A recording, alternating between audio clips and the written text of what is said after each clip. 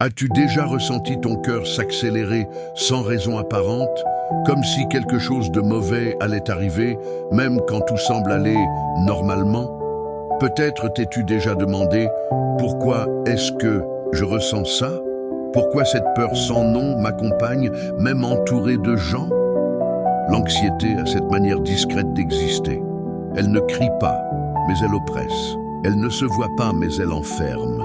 Pour beaucoup de jeunes, ce sentiment est devenu familier, mais il ne devrait jamais être considéré comme normal. Le quotidien nous exige trop, les réseaux sociaux nous comparent trop, et notre esprit, lui, ne trouve aucun repos.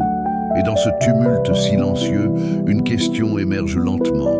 Où est Dieu dans tout cela? Est-ce qu'il voit? Est-ce qu'il entend? Est-ce qu'il se soucie de ce que je ressens? Aujourd'hui, je voudrais parler avec toi, simplement, comme à un ami, parler de la foi, pas comme une idée vague, mais comme une véritable ancre au milieu des tempêtes intérieures. Tu n'es pas ici par hasard. Peut-être que cette conversation est justement ce que ton âme attendait, une respiration. Et pourquoi pas, un nouveau départ vers la paix que seul Dieu peut offrir. Cette paix que nous cherchons tous semble parfois tellement lointaine.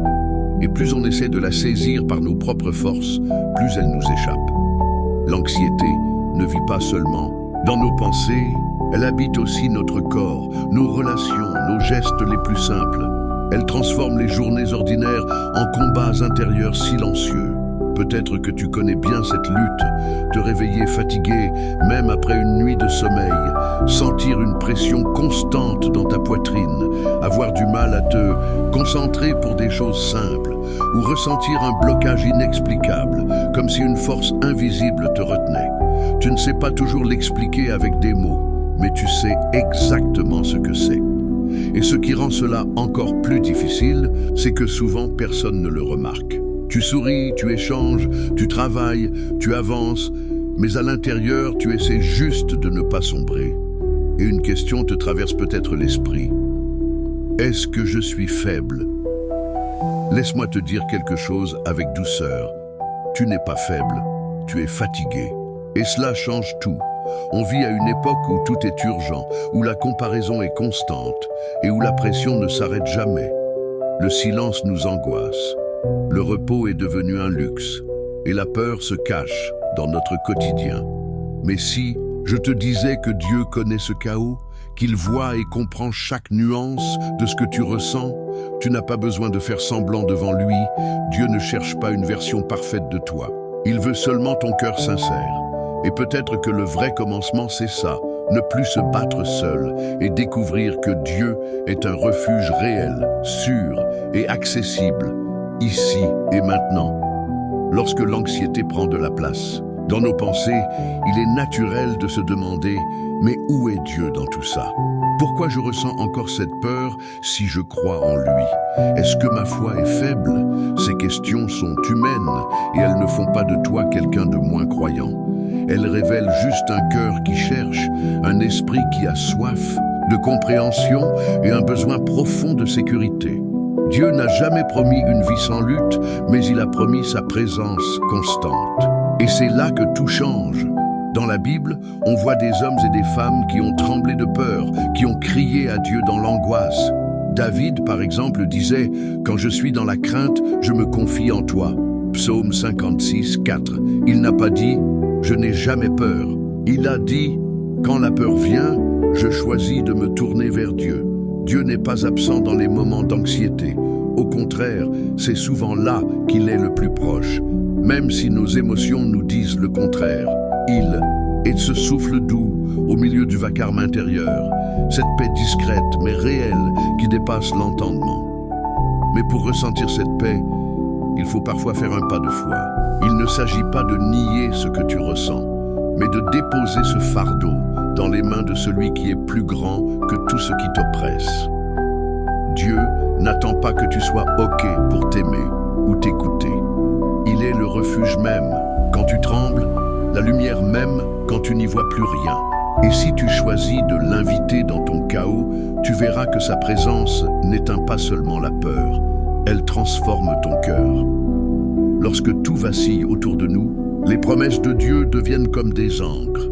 Elles ne font pas disparaître la tempête, mais elles nous gardent stables au milieu d'elle. Et parfois, ce dont on a le plus besoin, ce n'est pas de tout comprendre, mais de s'appuyer sur une parole qui ne change pas. Dieu ne ment pas. Ses paroles sont vraies hier, aujourd'hui et pour toujours. Et au cœur de l'anxiété, il nous laisse des promesses puissantes, capables de calmer même les pensées les plus agitées.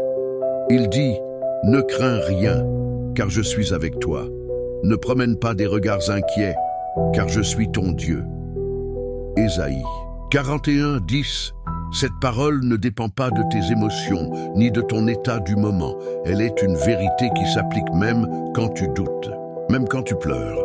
Une autre promesse précieuse, déchargez-vous sur lui de tous vos soucis, car lui-même prend soin de vous. 1 Pierre 5, 7. Ce verset nous invite à lâcher prise, à déposer ce qui nous pèse entre les mains de celui qui nous comprend mieux que quiconque. Ces versets ne sont pas là pour te faire sentir coupable si tu ressens encore de la peur. Ils sont là pour t'offrir une alternative, ne pas rester seul avec ton fardeau.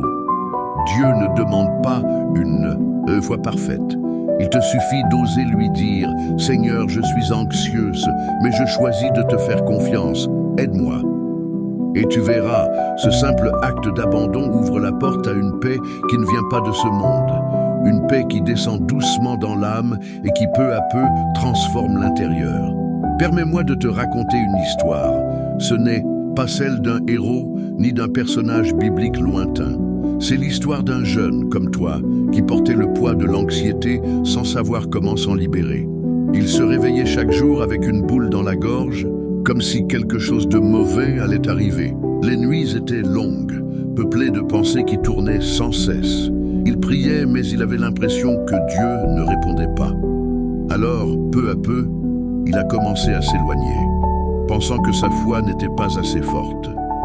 Mais un soir, alors qu'il était à bout, il a simplement dit « Dieu, je n'en peux plus. Si tu es là, je t'en prie, fais quelque chose. » Ce n'était pas une prière longue ou parfaite, c'était un cri du cœur.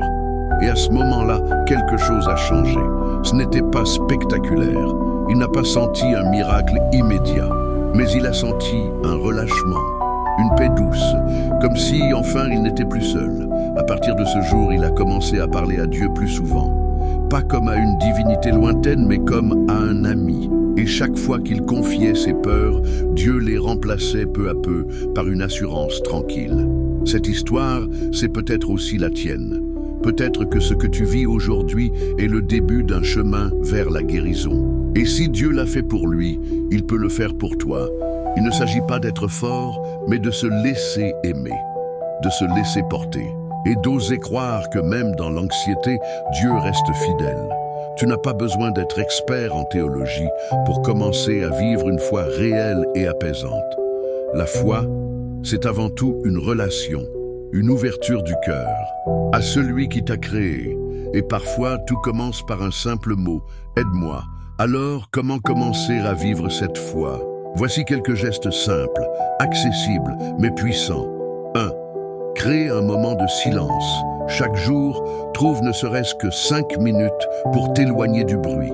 Éteins ton téléphone, ferme les yeux et respire profondément. Ce moment, aussi petit soit-il, est un espace pour que Dieu parle. Pas avec des éclairs ou des tonnerres, mais dans le silence, il murmure d'eux. Parle-lui comme tu es. Tu n'as pas besoin d'un vocabulaire religieux. Dis simplement ce que tu ressens. Seigneur, j'ai peur. Je ne sais pas par où commencer. Je me sens perdu.